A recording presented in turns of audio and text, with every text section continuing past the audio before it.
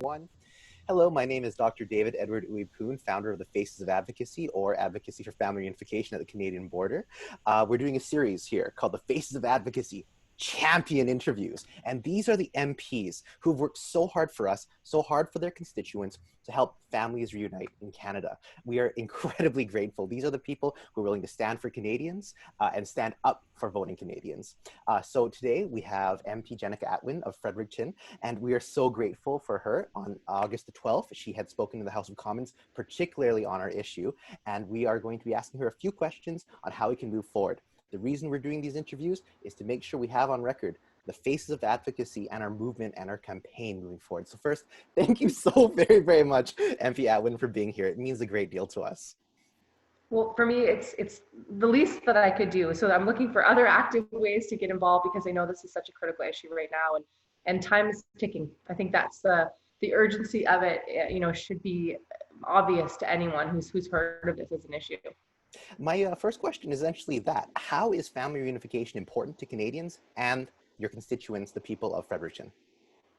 Well, I think, first of all, the riding of Fredericton is incredibly diverse. We have Canadians from all over the globe who call Fredericton home. Many international students who have then come to settle here as well. We want families to be a part of that because we know how important it is to integrate into the community, to build those connections and to start building relationships. So it was already an issue on my radar, the fact that we need to speed up family reunification in general. But now, because of the pandemic, just to hear the heartbreaking stories of families who have been separated for so long now, and kind of the toll that it's taking on them, as it would anyone in that situation, it's heartbreaking. And the fact that as parliamentarians, we can have a role to play to remove some of those barriers. It's our duty to do this. So it's very important to me. And I've heard from so many people within the riding, outside the riding, who just are looking for people to help because many just, it's gone on for such a long time that they don't know where else to turn.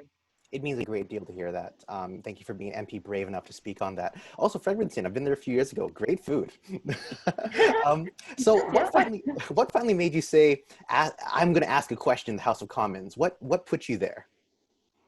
Well, really, it was the outpouring of stories that we've gotten. So we discussed it as a team, my constituency team, or they field a lot of phone calls and emails and messages, and I do myself as well. And we realized just the sheer volume that even one story, of a family separated is one family too many. And the fact that we were receiving so many calls and correspondence on this issue, we knew that we had to highlight it. And we were going to Ottawa, so we've been taking rotations as a caucus in the Greens, and it was my turn to go, and I knew that I had to be a voice because I put myself in that position. I'm fortunate to be with my family. You might hear them around me actually right now, and just I know how it would be for me to be separated from my family. So I think it's empathy and compassion, and that we need to bring to our jobs as parliamentarians. So this is an easy one to stand up for.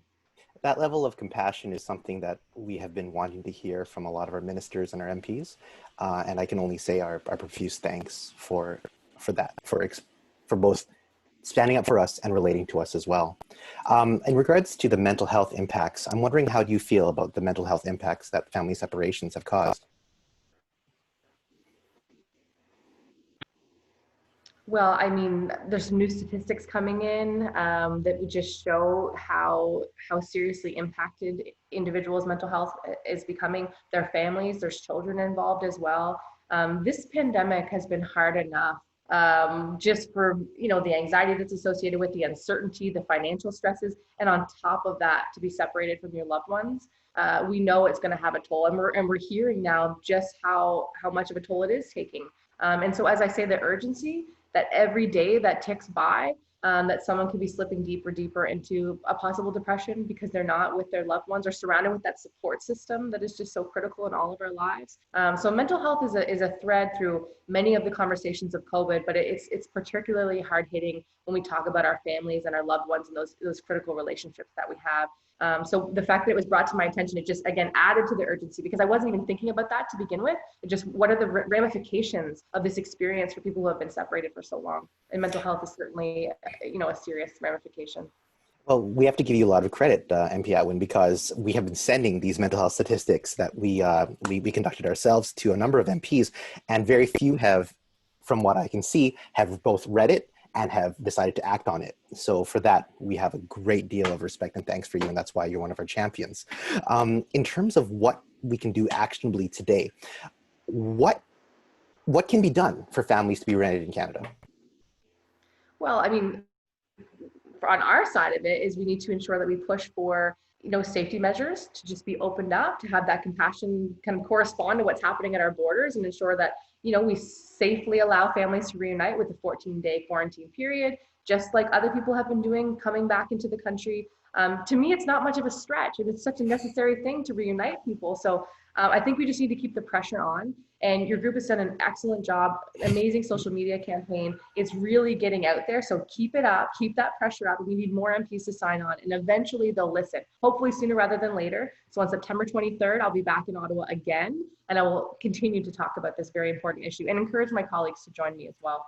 That means so much. Thank you so much. We have a fantastic team. It's doing the social media outreach, our press releases, everything going on with our team. We're just so thankful. And then I would like to have this moment where you can just tell us what you personally are doing in regards to family unification, because I want the people to know that we have people fighting for us in government, despite how often we might feel unheard.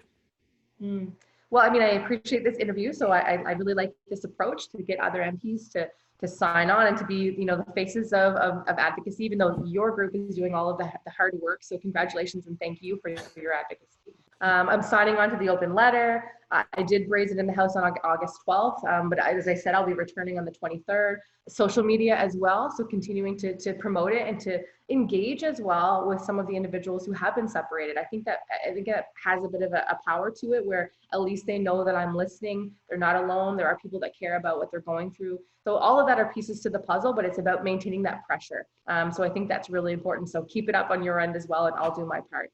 We'll keep pushing until we're all reunited. Last question. What message do you have for the Canadians who are separated from their foreign national family members today? Well, I mean, it's don't lose hope. Again, every day is important, but just know that you do have people on your side. You do have people who are behind you and who understand, just how difficult this experience has been, and that people care. And there are things that we can do. So sometimes you might have politicians that will kind of pass the buck or kind of maybe suggest that there's not much that they can do, but there really is. So believe in that, keep up the hope. And as I said, we'll do, what we can on our side and encourage others to join it as well. The passing the buck has been a challenge. So I can only say how eternally grateful we are that you are here answering our questions and talking about these issues. And most importantly, bringing up the good food in Fredericton. Yes, of course. To any viewer out there, I make it clear, this is MP Jenica Atwin of Fredericton of the Green Party. We are very grateful for her time, for her standing for voting Canadians and standing up for families. We are the Faces of Advocacy, previously known as Advocacy for Family Reunification at the Canadian border. Please find us at facesofadvocacy.com or on social media. That's Twitter, LinkedIn, YouTube, Instagram, and Facebook at Faces of Advocacy. If you are feeling alone, if you are feeling that there's no one else in the fight with you, please join us in the campaign, and there is a place for you. We are not asking for open borders. We are just asking to be together. Thank you so much, MP Atwin. My pleasure, my pleasure. And we'll get the letter to you as soon as we can, and keep pushing and keep pushing me. So if you need anything else, let me know. Thank you. I'm now going to hit off the recording in 3, 2,